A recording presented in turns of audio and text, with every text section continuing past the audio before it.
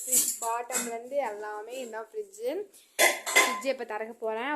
வா சில்லுன்னு ஒரு காற்று வருதா. ஃப்ரிட்ஜில் அவ்வளோவா ஒன்றுமே இருக்காது. ஃபர்ஸ்ட் ஆஃப் ஆல் இது வந்து ஐஸ் க்யூப்ஸ் எதுவுமே நம்ம வீட்டில் இருக்கோம்.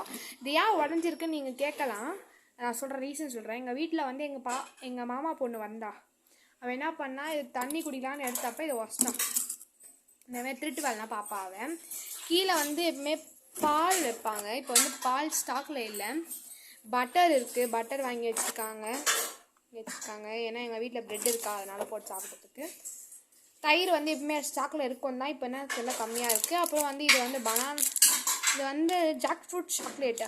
ஏன்னா இது எங்களுக்கு ரொம்ப ஃபேவரட்டானது. அது நாங்கள் எப்பவுமே டெய்லியும் சாப்பிடுவோம். எங்கள் சிஸ்டர் வாங்கிட்டு வருவாங்க. கீழே வந்து என்ன இருக்குன்னா, நீங்கள் இதுனா ஐஸ்கிரீமு பிரியாணி எதுவுமே நினைக்கலாம். ஆனால் அப்படின்னா கிடையாது. இது வந்து கருவேப்பிலை டப்பா, இது கருவேப்பிலை டப்பா, இது புதினா. இது ஏன் காலியாக இருக்குன்னா கொத்தமல்லி வாங்கலை, காலியாக இருக்குது. செகண்டில் என்ன இருக்குன்னா, இதில் வந்து வாழை இலை அல்வா நாங்கள் பண்ணோம். அதனால் வாழை இலை, கேபேஜ் இருக்குது. இதில் வந்து லெமன் இருக்குது, லெமன் இஞ்சி அதுமாரி வச்சுருக்காங்க. அது என்னன்னு பார்த்தீங்கன்னா, அது வந்து பாதாம் மிக்சர்.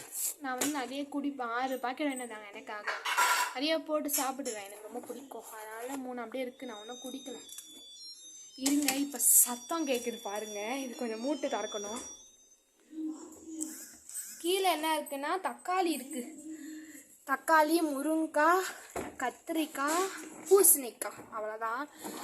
ஃப்ரிட்ஜில் அவ்வளோ ஒன்றும் இல்லை. மாங்காய் இருக்குது, பூண்டு இருக்குது, வெங்காயம் இருக்குது, அவ்வளோதான். This is my fridge too. Thank you for வாட்சிங். பிடிச்சிருந்தா லைக் பண்ணுங்கள்.